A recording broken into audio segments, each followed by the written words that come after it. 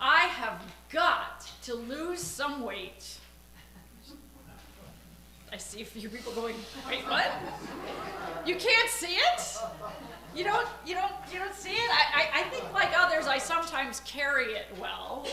Don't they say that you carry it well? But this weight I have, I feel it. Sometimes it makes me feel so sluggish, as if there were shackles on my feet. And sometimes it's a tightness I can feel, maybe not that tightness, but a tightness I can feel. The weight, perhaps to the relief of some of you, this weight I feel is not actually physical weight. But like the rest of us, like all of us, I carry some psychological, emotional, spiritual trauma, guilt in my body, in my heart, in my mind, in my soul. Of course, the first step in dealing with weight, this weight, like any other, is to acknowledge its presence by admitting it, diagnosing it, not going through each day in denial.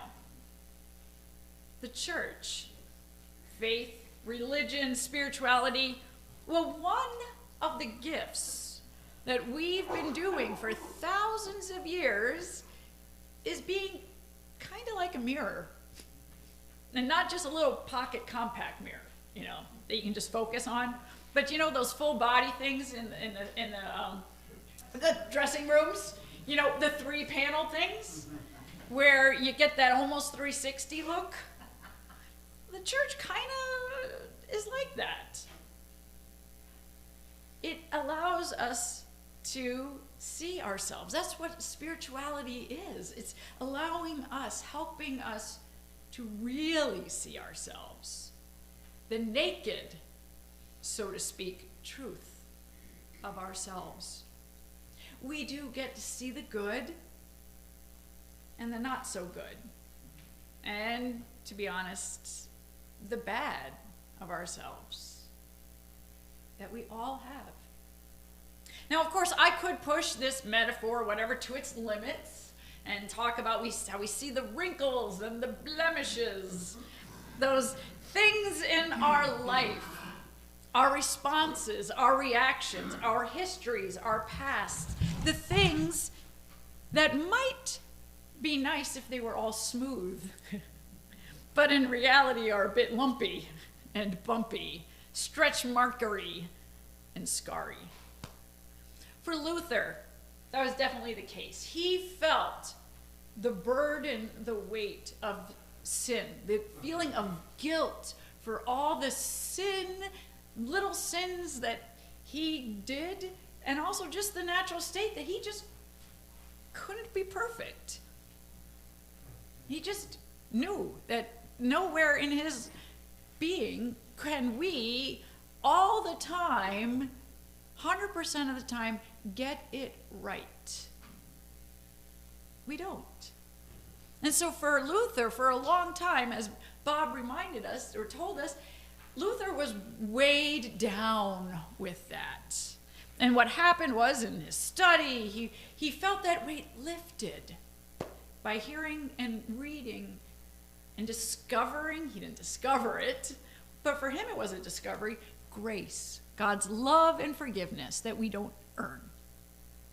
So, all of those things that come from living in this world, all those things that might have been done to us, because sin sometimes makes its weird, ugly face appear, its weight on us, not by the things we do or didn't do, but the stuff that happened to us, and we carry that around, even guilt sometimes, by what someone else has done to us. It's this weird, I think, multifaceted thing of evil.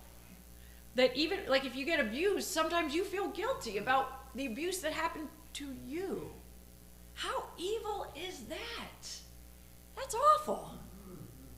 So all of those things, maybe the intentional wounding, the inadvertent harms, the things we've done to ourselves and to others, all of that weighs on us. So my son, Micah, is in high school, down at Ronald Reagan High School, and he's studying physics. Now, I didn't have physics in high school, but he's studying, and he, one of the joys of learning nowadays is that they can watch videos. And his one teacher assigns these videos, and so he was watching this video, and so now I've learned the third law of Newtonian physics. And what that is, does anyone know what that is, the third law? I'm just wanted, anybody, I'm a geek? No. No. That's terrible. That's an example of a bad thing I just did right there. Anyway, the third law of Newtonian physics partially states that two objects interact, that they apply forces to each other with equal magnitude. So in other words, if I touch this lectern, I'm applying a force to it. It's also applying a force to me. And it actually, you could see it on the scale. At least that's what this physics guy said on the video. And since it was on the video, it's true. Okay, but so like if I were on a scale and I pushed down on this, I would be lighter. If I were on a scale and I lifted it up, then I would be heavier. That's an example of how whenever you interact with something, it impacts us. So every time I've touched someone positively, I've been impacted. Quit touching each other. No, it's okay. And every time I've touched someone negatively, I've also been impacted. Vice versa. The church has done and can continue to be a space for this truth. As we hear in the letter, in this portion of Paul's letter to the church in Rome, all are accountable. All sin. And if you think that sin is limited to just those intentional transgressions like stealing, murdering, and cheating, Paul also defines, I like this, falling short of the glory of God. I think that applies to us all. No one, not the prettiest, not the most striking beauty, in body or soul, comes close to those celestial standards. But what the Reformation does, or Reforming Church, is saying, let's not spend time beating ourselves up about that.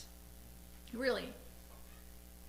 Our faith is like a fitness test. It shows us room for improvement. Now, unfortunately, some hear the words that I've been talking about and can get real defensive, just like folks who heard Jesus saying that we needed to be freed. And those Judeans couldn't stand the idea that they needed to be freed, that they were incapable of being good, that they needed some outside force to help free them. And so they said this very blatantly historical false statement: we've never been slaves. Is that God calling? It's okay.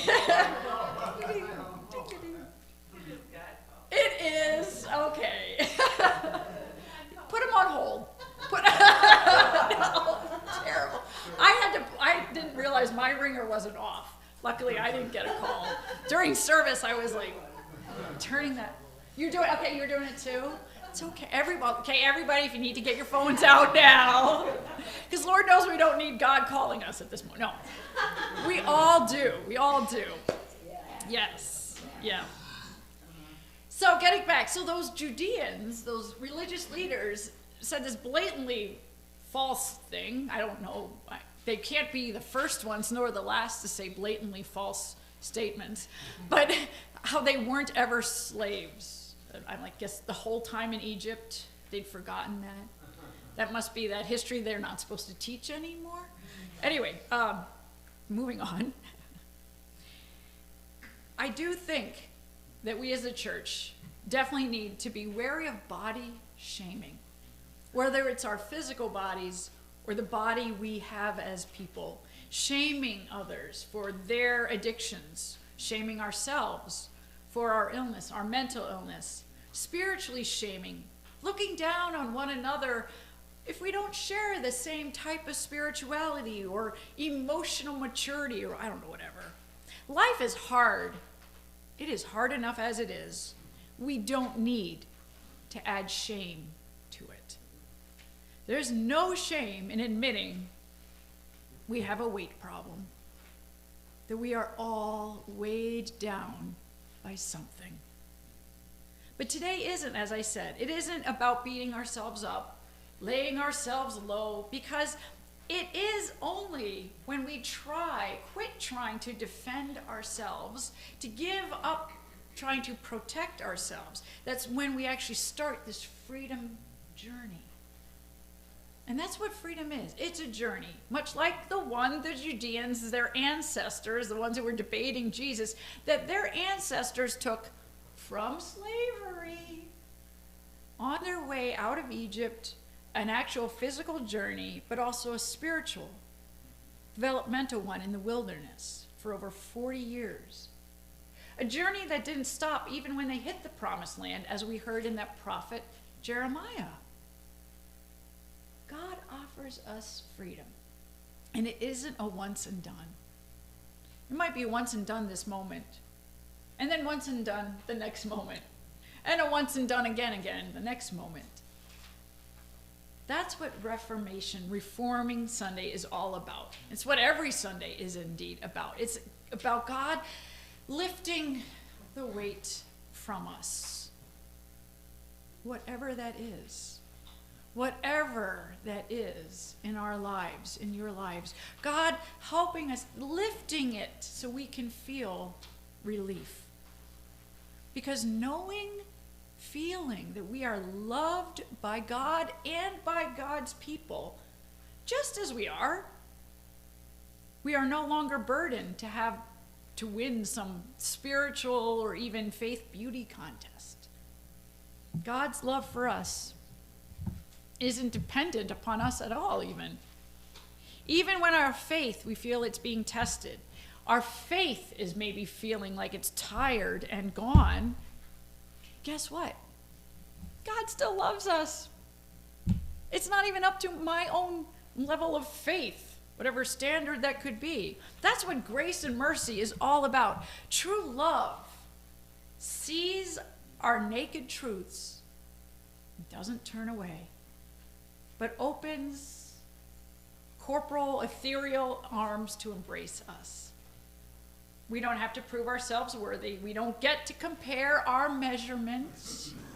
God is lifting the weight to rid of us all that so we can be free to reflect that love, freeing others, removing all the weights, reforming ourselves, others, this world. Amen.